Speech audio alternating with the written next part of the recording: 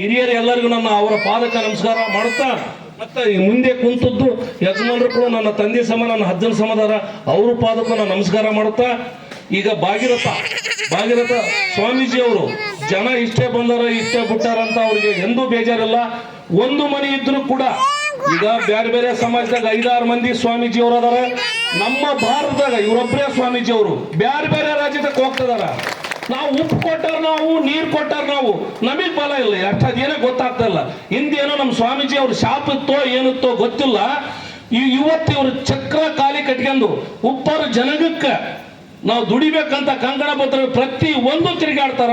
ನಮ್ಮನ್ನು ಅಚ್ಚುಕಟ್ಟಾಗಿ ಹೋರಾಟಕ್ಕೆ ಇನ್ನೂ ಮುನ್ನಡೆ ಇಲ್ಲ. ಇಲ್ಲಿ 70 ಮನೆ ಅದ ಒಂದು ನನಗೆ ಇದು ನಾನು ಸ್ವಾಮೀಜಿ ಅವ್ರು ಬರ್ತಾರಂತ ನಾವು ಬಂದದ್ದು.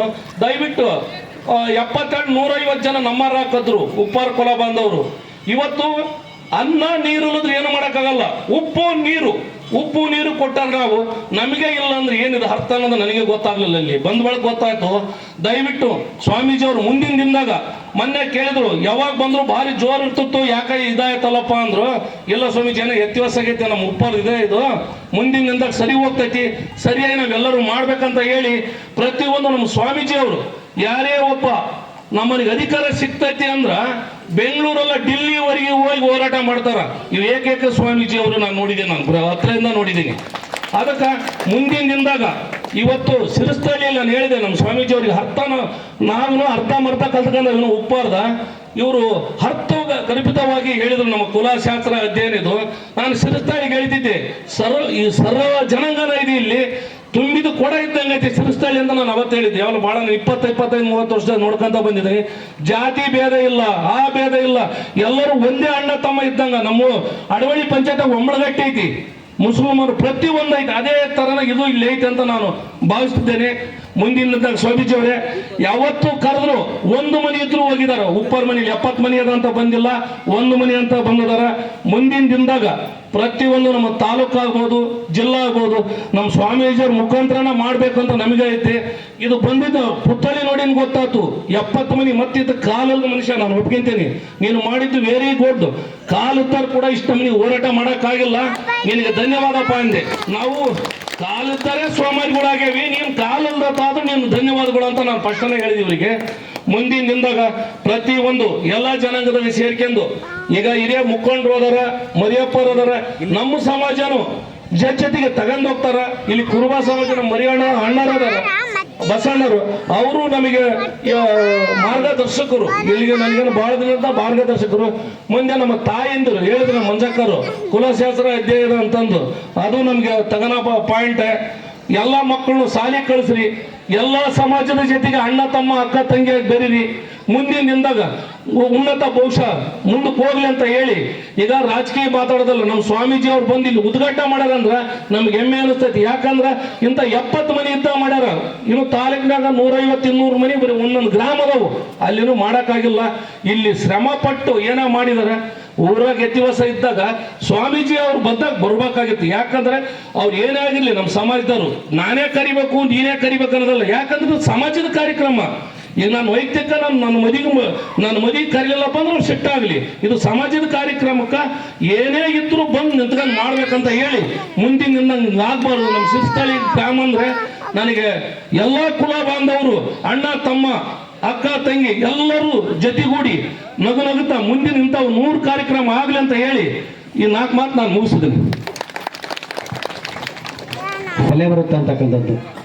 ಒಂದು ಸಮಾಜ ಏನು ಮಾಡೋಕ್ಕಾಗಲ್ಲ, ಎಲ್ಲ ಸಮಾಜದೊಂದಿಗೆ ನಾವಿರಬೇಕು, ನಮ್ಮೊಂದಿಗೆ ಎಲ್ಲರೂ ಇರ್ತಾರೆ ಅಂತಕ್ಕಂಥದ್ದನ್ನು ನಮಗೆ ತಿಳಿಸಿದ್ದಾರೆ. ಯಾಕಂದರೆ ಇವತ್ತು ಅಜ್ಜರು ನಮಗೆ ಬರವಾಗಲೇ ಕೇಳಿದ್ರು, ಏನಪ್ಪ ಎಷ್ಟು ಜನ, ಎಷ್ಟು ದೊಡ್ಡ ಮಟ್ಟದಲ್ಲಿ ಇರ್ತಿತ್ತು ಜನಸಂಖ್ಯೆ, ಕಮ್ಮಿ ಐತೆ ಅಂತೀವಿ. ಯಾಕೆಂದರೆ ಅವರು ಹೇಳಿದ್ರು ಅಣ್ಣರು. ಈಗ ಮುಂದೆ ತಿಮ್ಮಪ್ಪ ತಾಲೂಕಾಧ್ಯಕ್ಷರು ಮಾತಾಡ್ಬೇಕಂತೇಳಿ ತಮ್ಮಲ್ಲಿ ಏನಾಯ್ತು ಮಾಡ್ಕೊಳ್ಳಿ. ನಮ್ಮ ಹೊಸದುರ್ಗ ಪೀಠದ ಪುರುಷೋತ್ತಮಾನಂದ ಸ್ವಾಮೀಜಿ ಪಾದವೃಂದಗಳಿಗೆ ನಮಸ್ಕರಿಸುತ್ತಾ, ಈ ವೇದಿಕೆ ಮೇಲೆ ಇರ್ತಕ್ಕಂಥ ಎಲ್ಲ ನಮ್ಮ ಗಣ್ಯಮಾನರಿಗೆ ನಮನಗಳನ್ನು ನಮಸ್ಕರಿಸುತ್ತಾ, ಮತ್ತು ವೇದಿಕೆ ಮುಂದಿರ್ತಕ್ಕಂಥ ಎಲ್ಲ ನನ್ನ ಅಕ್ಕ ತಂಗಿ ಅಣ್ಣ ತಮ್ಮಂದರಿಗೂ ನನ್ನ ಪರವಾಗಿ ನಮಸ್ಕಾರಗಳನ್ನು ನಮಿಸ್ತಿದೆ. ಬಂಧುಗಳೇ, ಭಗೀರಥ ಪೀಠದಿಂದ ಬಂದು ಈಗ ತಾನೇ ಅನಾವರಣ ಮಾಡಿರ್ತಕ್ಕಂಥ ಭಗೀರಥ ಮೂರ್ತಿಯು, ಭಗೀರಥನು ತಾನು ತಪಸ್ಸನ್ನು ಗೈದು ಪ್ರಕೃತಿಯ ಮೆರುಗನ್ನು ತಂದುಕೊಟ್ಟಂಥ ಒಬ್ಬ ಮಹಾ ಋಷಿ. ಮತ್ತು ಎಲ್ಲ ಸಮಾಜದ ಋಷಿಗಳು, ಸಮಾಜದ ಎಲ್ಲ ಸ್ವಾಮೀಜಿಗಳು ಸತಿಗೆ ಆವಿನ ಕಾಲದಲ್ಲಿ ತಪಸ್ಸನ್ನು ಮಾಡಿ ಈ ದೇಶದ ಮಣ್ಣನ್ನು ಮತ್ತು ಇದರ ಸಂಸ್ಕೃತಿಯನ್ನು ತಂದಿರ್ತಕ್ಕಂಥದ್ದು.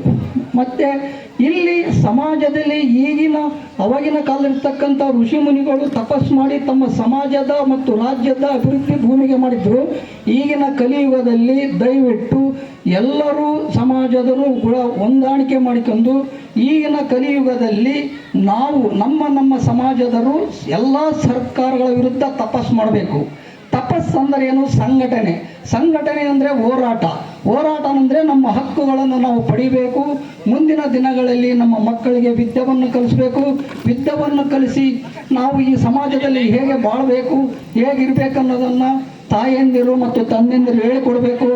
ಮತ್ತು ಈ ಹೇಳಿಕೊಟ್ಟ ನಂತರ ಈ ವಿದ್ಯಾಭ್ಯಾಸ ಮಾಡಿದ ನಂತರ ನಾವು ಬರೀ ಕೆಲಸಕ್ಕಾಗಿ ಮಾಡಬಾರ್ದು. ನನ್ನ ಮಕ್ಕಳು ಈ ಸಮಾಜದಲ್ಲಿ ಎಲ್ಲ ಸಮಾಜಕ್ಕೆ ಒಂದು ಮಾದರಿ ಆಗಬೇಕು. ಈ ರಾಜ್ಯಕ್ಕೆ ಒಂದು ತ್ಯಾಗ ಮಾಡೋ ಮಗ ಆಗಬೇಕು. ಈ ದೇಶದ ಮಣ್ಣಿಗೆ ಹೋರಾಡೋ ಮಗ ಆಗಬೇಕು. ಮತ್ತು ನನ್ನ ಮಗ ಯಾವುದೇ ಒಂದು ಫ್ಯಾಕ್ಟ್ರಿ ಆಗಲಿ, ಏನೇ ಒಂದು ಬಿಸ್ನೆಸ್ ಮಾಡ್ಕೊಂಡು 10 ಮಂದಿಗೆ ಅನ್ನ ಕೊಡ್ತಕ್ಕಂಥ ಮಗ ಆಗಬೇಕು ಅನ್ನೋದೊಂದು ಈಗಿನ ಕಾಲದಲ್ಲಿ ನಾವು ಕಲಿಬೇಕಾಗಿದೆ.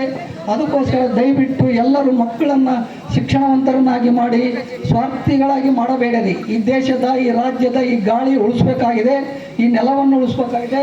ಎಲ್ಲರೂ ದಯವಿಟ್ಟು ಮುಂದಿನ ದಿನಗಳಲ್ಲಿ ಎಲ್ಲ ಸಮಾಜದ ಜೊತೆ ಹೊಂದ್ಕೊಂಡು ಮಕ್ಕಳನ್ನ ವಿದ್ಯಾಭ್ಯಾಸ ಮಾಡಿ ಅವರು ಒಳ್ಳೆಯ ಸಂಸ್ಕೃತಸ್ಥನಾಗಿ ಮಾಡಬೇಕಂತೇಳಿ ನನ್ನ ಮಾತುಗಳನ್ನು ಮುಗಿಸ್ತಾ ಇದ್ದೇನೆ. ಜೈ ಹಿಂದ್, ಜೈ ಗೊಳಿಸಿ ಈ ಕಾರ್ಯಕ್ರಮದ ಸಾನ್ನಿಧ್ಯವನ್ನು ವಹಿಸಿರ್ತಕ್ಕಂಥ ಪರಮ ಪೂಜ್ಯ ಶ್ರೀ ಶ್ರೀ ಶ್ರೀ ಡಾಕ್ಟರ್ ಪುರುಷೋತ್ತಮಾನಂದ ಮಹಾಪುರಿ, ಹೊಸದುರ್ಗ ತಾಲೂಕು, ಚಿತ್ರದುರ್ಗ ಜಿಲ್ಲೆ, ಬ್ರಹ್ಮವಿದ್ಯಾನಗರ ಇವರ ಪಾದಾರವಿಂದಗಳಲ್ಲಿ ನಮಸ್ಕರಿಸುತ್ತಾ, ವೇದಿಕೆ ಮೇಲಿರ್ತಕ್ಕಂಥ ಎಲ್ಲ ಗಣ್ಯರೇ, ಈ ಚಿರಸ್ಥಳೀಯ ಮುಖಂಡರೇ ಹಾಗೂ ಈ ವೇದಿಕೆಯ ಮುಂಭಾಗದಲ್ಲಿರ್ತಕ್ಕಂಥ ಎಲ್ಲ ಚಿರಸ್ಥಳೀಯ ಉಪ್ಪಾರ ಸಮಾಜದ ಮತ್ತು ಸೋದರ ಸಮಾಜದ ಎಲ್ಲ ತಾಯಂದಿರೇ ಮತ್ತು ಅಣ್ಣ ತಮ್ಮಂದಿರೇ, ಇವತ್ತು ಚಿರಸ್ಥಳಿ ಗ್ರಾಮದಲ್ಲಿ ಭಗೀರಥ ಮೂರ್ತಿಯನ್ನು ಅನಾವರಣ ಮಾಡಿರ್ತಕ್ಕಂಥದ್ದು ನಮಗೆಲ್ಲರಿಗೂ ಬಹಳಷ್ಟು ಸಂತೋಷವನ್ನು ತಂದಿರತಕ್ಕಂಥ ವಿಷಯ. ಯಾಕಪ್ಪ ಅಂತಂತಂದರೆ ಅನೇಕ ನಮ್ಮ ತಾಲೂಕಿನಲ್ಲಿ ಅನೇಕ ಗ್ರಾಮಗಳು ಬಹಳಷ್ಟು ಜನಸಂಖ್ಯೆಯನ್ನು ಹೊಂದಿರತಕ್ಕಂಥ ಗ್ರಾಮಗಳಿವೆ. ಆದರೂ ಕೂಡ ನಮ್ಮ ಉಪಮೇಯರ್ ಆಗಿರ್ತಕ್ಕಂಥ ಮಂಗಮ್ಮರು ಹೇಳಿದಂಗೆ ಕೆಲವು ಗ್ರಾಮಗಳಲ್ಲಿ ಭಗೀರಥ ಮೂರ್ತಿಯನ್ನು ಅನಾವರಣ ಮಾಡಿದ್ದಾರೆ. ಅದರಂತೆ ಇಲ್ಲಿ ಕೂಡ ಚಿರಸ್ಥಳಿಯಲ್ಲಿ ಈ ಏನು ಸಮಾಜದ ಮುಖಂಡರು ಮತ್ತು ಗಿರೀಶ್ ಇವರ ನೇತೃತ್ವದಲ್ಲಿ ಒಂದು ಭಗೀರಥ ಮೂರ್ತಿಯನ್ನು ಅನಾವರಣ ಮಾಡಿರ್ತಕ್ಕಂಥದ್ದು ನಮಗೆ ಸಂತೋಷದ ವಿಷಯ. ನಾವು ಯಾವುದೇ ಒಂದು ಸಮಾಜದ ಕಾರ್ಯವನ್ನು ಮಾಡುವಾಗ ನಮ್ಮ ಎಲ್ಲ ಸಮಾಜದ, ಸೋದರ ಸಮಾಜದ ಎಲ್ಲ ಸಮಾಜದ ಮುಖಂಡರನ್ನು ನಾವು ಒಳಗೂಡಿಸಬೇಕು, ನಮ್ಮ ಸಮಾಜದ ಮುಖಂಡರನ್ನು ಒಳಗೂಡಿಸಬೇಕು. ಒಂದು ಕಾರ್ಯಕ್ರಮ, ಒಂದು ರಾಜ್ಯ, ಒಂದು ಇಡೀ ಭಾರತ ದೇಶದಲ್ಲಿ ಏಕೈಕ ಭಗೀರಥ ಪೀಠದ ಸ್ವಾಮೀಜಿಯವರು ಬರ್ತಾರಂದ್ರೆ ಆ ಕಾರ್ಯಕ್ರಮ ಹಬ್ಬದ ರೀತಿಯಲ್ಲಿ ಇರಬೇಕಾಗಿತ್ತು. ಅನಿವಾರ್ಯ. ಏನು ವ್ಯತ್ಯಾಸ ಆಗಿದೆ ಮುಂದಿನ ದಿನಮಾನಗಳಲ್ಲಿ ದಯವಿಟ್ಟು ನಮ್ಮ ಗುರುಗಳು ಬರ್ತಾರಂದ್ರೆ ನಮ್ಮಲ್ಲಿರ್ತಕ್ಕಂಥ ವ್ಯತ್ಯಾಸಗಳನ್ನು ನಾವಿಲ್ಲಿ ತೋರ್ಪಡಿಸಬಾರ್ದು. ಬರಬೇಕು, ಸ್ವಾಮೀಜಿಯವರ ಆಶೀರ್ವಾದ ಪಡ್ಕೊಳ್ಬೇಕು, ಅವರ ಮಾತುಗಳನ್ನು ಕೇಳಬೇಕು. ಸಮಾಜದ ಹಿಂದಿನ ಏನು ಭಗೀರಥ ಮಹರ್ಷಿ ಇದ್ರ ಅವರ ಒಂದು ಜೀವನ ಚರಿತ್ರೆಯನ್ನು ತಿಳ್ಕೋಬೇಕು. ಅವರು ಹೇಗೆ ಸಮಾಜಕ್ಕೋಸ್ಕರ ತಮ್ಮ ತಪಸ್ಸನ್ನು ಮಾಡಿ ಭೂಮಿಗೆ, ಧರೆಗೆ ನೀರನ್ನು ತಂದರು. ಇಡೀ ಜೀವ ಸಂಕುಲದ ಒಳಿತಿಗಾಗಿ ನೀರನ್ನು ತಂದರು ಅಂತಕ್ಕಂಥದ್ದನ್ನು ನಾವು ಈ ಸ್ವಾಮೀಜಿಯವರಾಗಲಿ, ಇಲ್ಲಿರ್ತಕ್ಕಂಥ ವೇದಿಕೆ ಮೇಲಿರ್ತಕ್ಕಂಥ ಏನು ಬುದ್ಧಿಜೀವಿಗಳು ಬಂದಿರ್ತಾರೆ ಅವರ ಮಾತುಗಳನ್ನು ತಿಳ್ಕೋಬೇಕಾಗಿದೆ. ನಾವು ಅದಕ್ಕೋಸ್ಕರ ನಾವು ಬರಬೇಕಾಗಿದೆ. ಒಂದು ಮಾತು ಹೇಳ್ತಿದ್ದಾರೆ, ಉಪ್ಪಿಗಿಂತ ರುಚಿ ಇಲ್ಲ, ತಾಯಿಗಿಂತ ಬಂಧು ಇಲ್ಲ ಅಂತಕ್ಕಂಥ ಮಾತನ್ನ ನಾವು ಈ ಸಮಾಜಕ್ಕೆ ಕೊಟ್ಟಿರ್ತಕ್ಕಂಥದ್ದು ರುಚಿಯನ್ನ, ಯಾರು ಕಂಡುಹಿಡಿಯಿರ್ತಕ್ಕಂಥ ರುಚಿಯನ್ನ ಕೊಟ್ಟಿರ್ತಕ್ಕಂಥ ಸಮಾಜ ಇವತ್ತು ಯಾವ ರೀತಿ ಇದೆ ಅಂತಕ್ಕಂಥದ್ದನ್ನ ನಮ್ಮ ಮನಸ್ಸಿನೊಳಗೆ ನಾವು ತಿಳ್ಕೊಳ್ಬೇಕು. ಇದಕ್ಕೆಲ್ಲ ಕಾರಣ ನಮ್ಮಲ್ಲಿ ಇನ್ನೂ ಶಿಕ್ಷಣ ಪಡಿಬೇಕಾಗಿದೆ. ನಮ್ಮ ಮಕ್ಕಳಿಗೆ ಉನ್ನತವಾದ ಶಿಕ್ಷಣವನ್ನು ಕೊಡಬೇಕು. ಶಿಕ್ಷಣ ಪಡೆದವರು ಸಹಿತ ಇಂತಹ ಧಾರ್ಮಿಕ ಕಾರ್ಯಕ್ರಮಗಳಿಂದ ದೂರ ಇರಬಾರ್ದು. ಏನೋ ವ್ಯತ್ಯಾಸ ಆಗುತ್ತೆ, ಯಾಕೆ ನಡೆದನಂತಕ್ಕಂಥ ಒಂದು ಮನಸ್ಸಲ್ಲಿ ತಂದ್ಕೊಂಡು ಅದನ್ನ ಎಲ್ಲರೂ ಸೇರ್ಕೊಂಡು ಅದನ್ನು ಒಗ್ಗಟ್ಟಿನಿಂದ ಒಂದು ಹಬ್ಬದ ವಾತಾವರಣದಲ್ಲಿ ಮಾಡಬೇಕಾಗಿತ್ತು. ಇವತ್ತು ಸ್ವಾಮೀಜಿಯರು ಕೂಡ ಈ ಕಾರ್ಯಕ್ರಮವನ್ನು ನೋಡಿ ಬೇಜಾರಾಗಿದ್ದಾರೆ. ಹೇಳಿದರು, ನಮ್ಮ ತಿಮ್ಮಣ್ಣ ಅವರು ಕಾಂಗ್ರೆಸ್ ಮುಖಂಡರು ಒಂದು ಮನೆಗಿದ್ರು ಅವ್ರು ಬರ್ತಿದಾರಂತೆ. ಬಟ್ ಅವ್ರು ಬರುವಾಗ ನಮ್ಮ ಒಂದು ಏನು ಶ್ರದ್ಧೆ ನಮ್ದು ಇರಬೇಕಾಗಿತ್ತು ಅಂತಕ್ಕಂಥದ್ದು ನಮಗೆ ಇರಬೇಕಾಗಿದೆ. ಯಾಕಂದ್ರೆ ಸ್ವಾಮೀಜಿಯರು ಬರ್ತಾರಂದ್ರೆ ನಮಗೆ ಒಂದು ಉಪದೇಶವನ್ನ ಮಾಡ್ತಿದ್ದಾರೆ. ನಮ್ಮ ಕುಲ ಬಾಂಧವರು ಹಿಂದೆ ಹಿರಿಯರು ಯಾವ ರೀತಿ ಇದ್ರು, ಯಾವ ರೀತಿ ಇಡೀ ಸಾಮ್ರಾಜ್ಯವನ್ನು ಆಳಿರ್ತಕ್ಕಂಥ ಇತಿಹಾಸ ನಮಗಿದೆ. ಆ ಇತಿಹಾಸ ಯಾಕೆ ನಮ್ದು ಮರೆಯಾಗಿದೆ, ಈ ಏನ್ ಕಾರಣಕ್ಕಾಗಿ ಮರೆಯಾಗಿದೆ? ಅಯೋಧ್ಯೆನ ಆಗಿರ್ತಕ್ಕಂಥ ಶ್ರೀರಾಮ ಇದನ್ನಲ್ಲ, ಆತ ನಮ್ಮ ಪೂರ್ವಜ, ಅದನ್ನ ನಮ್ಮ ಗುರುಗಳು ತಿಳಿಸ್ತಿದ್ದಾರೆ. ಆದ್ರೆ ನಾವು ಇಂಥ ಗುರುಗಳು ಬರುವಾಗ ನಮ್ಮ ಒಂದು ಶ್ರದ್ಧೆ, ಭಕ್ತಿ, ಹಬ್ಬದ ವಾತಾವರಣವನ್ನ ನಮ್ಮ ಎಲ್ಲ ಚಿರಸ್ಥಳೀಯ ಹಿರಿಯರನ್ನ, ಮುಖಂಡರನ್ನ, ಗ್ರಾಮ ಪಂಚಾಯತಿ ಅಧ್ಯಕ್ಷರನ್ನ, ಎಲ್ಲ ಸದಸ್ಯರನ್ನ ಒಟ್ಟುಗೂಡಿಸಿಕೊಂಡು ಈ ಕಾರ್ಯಕ್ರಮ ಮಾಡಿದ್ರೆ ಬಹಳ ಅತ್ಯುತ್ತಮವಾಗಿತ್ತು. ಈ ಚಿರಸ್ಥಳಿ ಗ್ರಾಮ ಎಂದೂ ಸೋದರ ಸಮಾಜವನ್ನ ದೂಷಣೆ ಮಾಡಿದವರಲ್ಲ, ಒಂದೇ ರೀತಿ ಅಣ್ಣ ತಮ್ಮಂದ್ರ ಆಗಿದ್ದಾರೆ. ನಾವು ನೋಡ್ತಾ ಇದ್ದೀವಿ, ಬಹಳ ದಿನಗಳಿಂದ ನೋಡ್ತಾ ಇದ್ದೀವಿ.